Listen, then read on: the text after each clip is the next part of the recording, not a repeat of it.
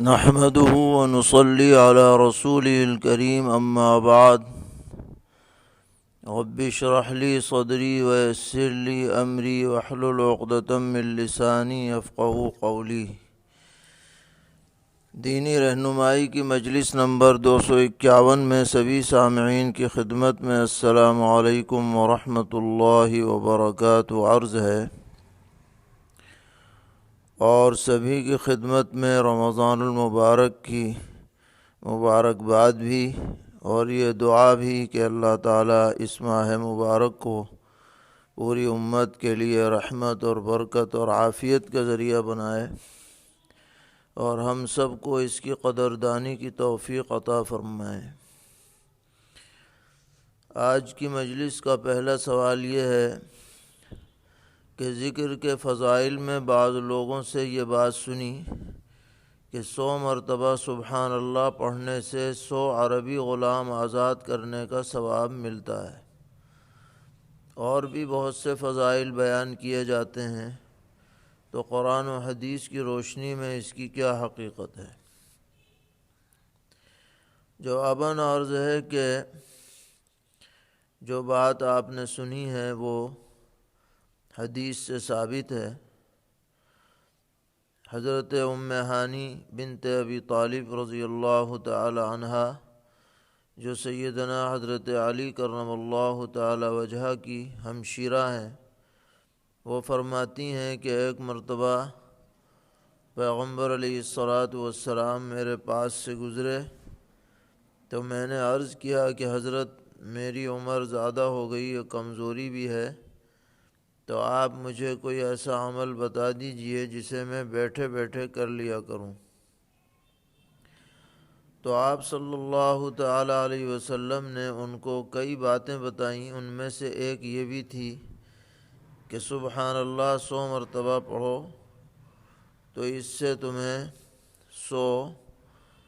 غلام آزاد کرنے کا ثواب ملے گا، اور یہ غلام بھی وہ جو اسماعیل علیہ السلام کی اولاد میں سے ہوں۔ اور بھی کئی باتیں آپ نے ارشاد فرمائیں،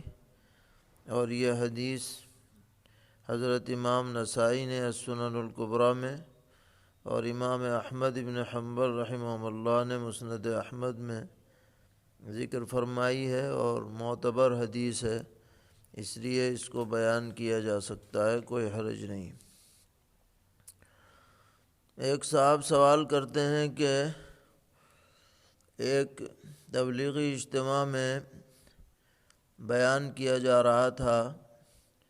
کہ علماء جو یہاں بیٹھے ہیں وہ کان کھول کر کے سن لیں کہ امت کو مرتد ہونے کے لیے چھوڑ رہے ہیں یا تبلیغ میں جا رہے ہیں، اور جو لوگ گھروں میں بیٹھے ہیں اور تبلیغ کے لیے خروج نہیں کر رہے وہ وجوب ترک کے گنہگار ہیں۔ یہ بات کہاں تک درست ہے؟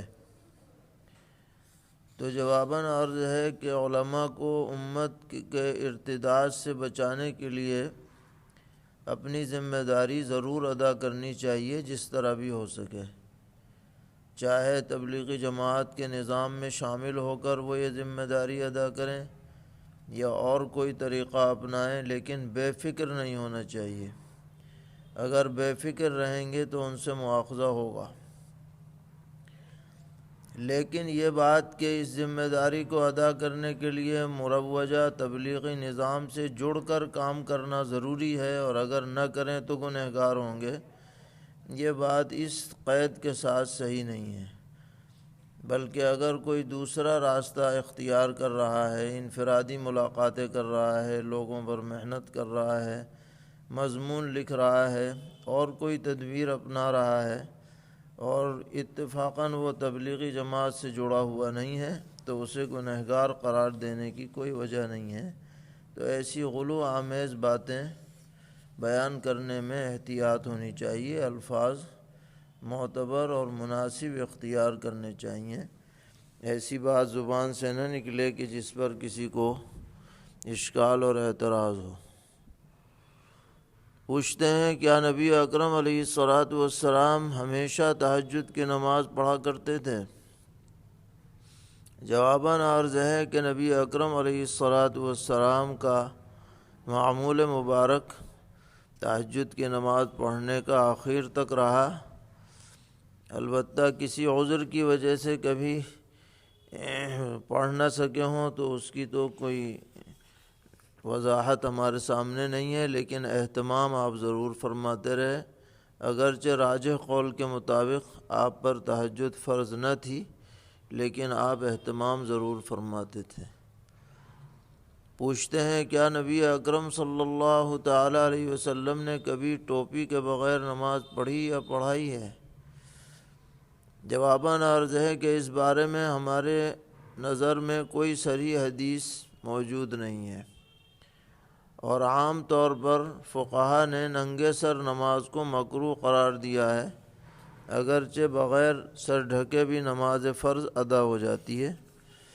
یہ الگ بات ہے، لیکن بہرحال اہتمام ٹوپی کا ہونا چاہیے، کیونکہ قرآن پاک میں ہے خذوا زینتکم عند کل مسجد، اور سر کو کھلا رکھنا یہ زینت کے خلاف ہے اور صالحین کے طریقے کے بھی خلاف ہے، اس لیے سر ڈھک ہی کر کے نماز پڑھنی چاہیے۔ سوال ہے کہ اگر کسی شخص کے گلے میں پلاسٹر بندھا ہوا ہے اور اس پر غسل واجب ہو جائے تو کیا وہ تیمم کر کے قرآن کی تلاوت اور دیگر عبادات ادا کر سکتا ہے؟ جواباً عرض ہے کہ جب اس کے نیچے بدن میں کوئی پانی لگنے میں پریشانی نہیں ہے تو اس کو چاہیے کہ نیچے گردن سے نیچے جو حصہ خالی ہے وہاں پر بدن پر پانی بہائے اور اوپر کے حصے پر مسح کر لے۔ محض تیمم سے اس کی نجاست ختم نہیں ہوگی، تیمم کافی نہ ہوگا۔ سوال کر رہے ہیں کہ عام طور پر اوقات الصلاۃ کے نقشوں اور دائمی جنتریوں میں جو صبح صادق کا وقت درج ہوتا ہے اس سے سحری ختم کرنے میں کتنے منٹ احتیاط ضروری ہے؟ اسی طرح اذان دینے میں کتنے منٹ تاخیر کی جائے گی؟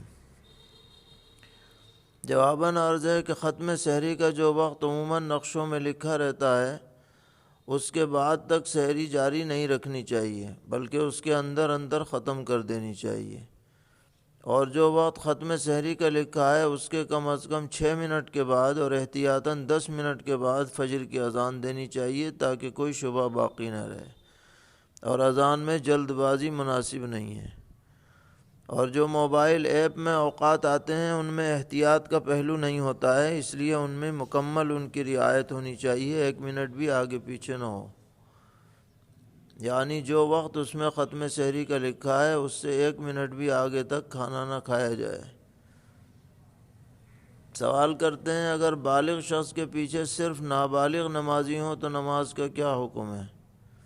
جواباً عرض ہے کہ نماز درست ہے، اس میں کوئی حرج نہیں۔ سوال ہے کہ حدیث میں ہے سترۃ الامام سترۃ لہم، اس کا کیا مطلب ہے؟ جواباً عرض ہے کہ اس جملے کا مطلب یہ ہے کہ جماعت کی نماز میں اگر امام صاحب کے سامنے کوئی سترہ اور آڑ لگا دی جائے تو بقیہ مقتدیوں کے آگے سترہ لگانے کی ضرورت نہیں ہوگی، اور جماعت کے دوران نمازیوں کے آگے سے گزرنا منع نہیں ہوگا، یہ اس جملے کا مطلب ہے۔ سوال کرتے ہیں عرب ممالک میں عصر کی نماز مثل اول میں پڑھی جاتی ہے، اب اگر کسی وجہ سے ہماری جماعت فوت ہو جائے اور ہم چاہتے ہیں کہ ظہر کی نماز حنفیہ کے مطابق مثل ثانی میں پڑھیں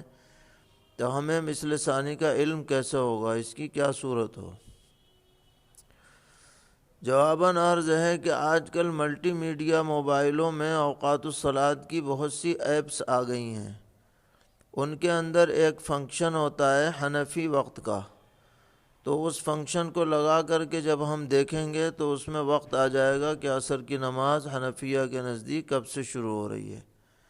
اور ویسے عام طور پر موسموں کے حساب سے پون گھنٹے سے لے کے سوا گھنٹے تک یا اور زیادہ تک مثل اول اور مثل ثانی میں فرق ہوتا ہے، ہر جگہ کے اعتبار سے الگ الگ اوقات ہوتے ہیں۔ سوال کرتے ہیں کہ ہمارے علاقے کے ایک صاحب خیر شخص نے 4-5 علماء کو اس سال اپنی طرف سے حج کو بھیجنے کا ارادہ کیا ہے، اور انہوں نے حج کمیٹی میں سب کا نام بھی ڈال دیا ہے، اور وہ اپنے اکاؤنٹ سے ساری قسطیں ادا کر رہے ہیں۔ حج کو جانے والوں کے ہاتھ میں کوئی پیسہ نہیں دے رہے، تو آئیے حج کو جانے والے افراد کا حج فرض اس طرح ادا ہوگا یا نہیں؟ جواباً عرض ہے کہ اگر وہ صاحب خیر حج بدل کے طور پر نہیں بھیج رہے بلکہ مطلق بھیج رہے ہیں اور جانے والے اپنے حج کی نیت سے جا رہے ہیں تو بلا شبہ ان کا حج فرض ادا ہو جائے گا، اس میں کوئی حرج کی بات نہیں ہے۔ اور بہرحال بھیجنے والے صاحب قابل قدر ہیں اور ان کا یہ عمل لائق تعریف ہے۔ سوال کرتے ہیں کہ بیوی سے مذاق میں کہا شوہر نے کہ میں تجھے اپنے گھر میں کیوں رکھوں، اس سے کوئی طلاق ہوگی یا نہیں؟ جواباً عرض ہے اس سے کوئی طلاق نہیں ہوگی۔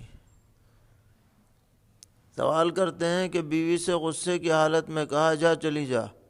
اور طلاق کی نیت نہیں تھی تو طلاق کا وقوع ہوگا یا نہیں؟ جواباً عرض ہے کہ اس سے بھی طلاق واقع نہیں ہوگی۔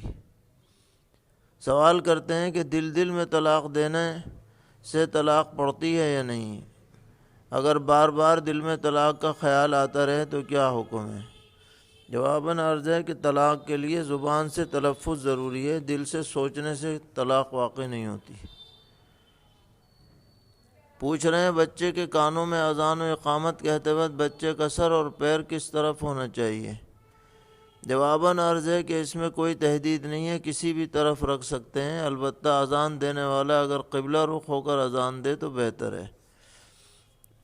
باقی ضروری وہ بھی نہیں ہے۔ سوال کرتے ہیں کیا میت کو غسل دینے کے بعد اس کا چہرہ دیکھنا شریعت کے مزاج کے خلاف ہے؟ تو جواباً عرض ہے کہ وفات کے بعد میت کا چہرہ دیکھنا نہ تو مطلقاً ناجائز ہے اور نہ ہی شرعاً ضروری ہے، البتہ اس میں درج ذیل باتوں کا لحاظ رکھنا چاہیے۔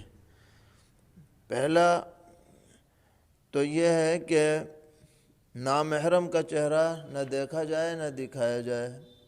ہمارے معاشرے میں یہ خرابی پائی جاتی ہے کہ کسی مرد کا انتقال ہوتا ہے تو نامحرم عورتیں بھی اس کو دیکھنے آ جاتی ہیں بالقصد، اسی طرح کسی عورت کا انتقال ہوتا ہے تو نامحرم مرد دیکھتے ہیں، تو اس میں بالکل پابندی ہونی چاہیے۔ جیسے شریعت میں پردے کا حکم زندگی میں ہے ایسے ہی وفات کے بعد بھی ہے۔ دوسری بات یہ پیش نظر رہے کہ چہرہ دیکھنے دکھانے کی وجہ سے تدفین میں تاخیر نہیں ہونی چاہیے کہ اس کی وجہ سے کئی گھنٹے لگ جائیں محض اس وجہ سے۔ تیسری بات یہ ہے کہ چہرہ دیکھنے کو یا دکھانے کو ضروری نہ سمجھا جائے اور نہ ہی اس کا خاص اہتمام کیا جائے۔ اور چوتھی بات یہ ہے کہ نماز جنازہ کے بعد چہرہ دیکھنے سے احتیاط کی جائے، کیونکہ علماء لکھتے ہیں کہ جنازے کے بعد اس پر برزخی احوال طاری ہو جاتے ہیں، نیز اس وقت چہرہ دیکھنے کی وجہ سے تدفین میں تاخیر لازم آتی ہے، لہذا پہلے بلا اہتمام دیکھ لیں تو حرج نہیں، لیکن بعد میں اس کا التزام نہیں کرنا چاہیے۔ سوال کرتے ہیں میت کی قبر شمال اور جنوب کی طرف بالکل سیدھی ہونی چاہیے یا ہلکی سی ٹیڑھی ہونی چاہیے؟ جواباً عرض ہے کہ قبر اس طرح بنائی جائے کہ میت کو قبر میں لٹانے کے بعد جب اس کا چہرہ قبلے کی طرف کیا جائے تو اس کا چہرہ قبلے کی رخ کی طرف ہو جائے، اب وہ پورا شمال جنوب ہو یا کچھ تھوڑا بہت اس سے فرق ہو، ہر جگہ کے حساب سے اس کا اندازہ لگا لیا جائے، اور غرض چہرہ قبلے کی طرف ہونے کا اہتمام کرنا چاہیے۔ اللہ تعالی ہم سب کو دین پر استقامت عطا فرمائے، ہر طرح کے شرور سے محفوظ رکھیں اور اس ماہ مبارک کو خیر و برکت کا ذریعہ بنائیں۔ وصلی اللہ تعالی علی خیر خلقہ محمد وآلہ وصحبہ اجمعین برحمتک یا ارحم الراحمین۔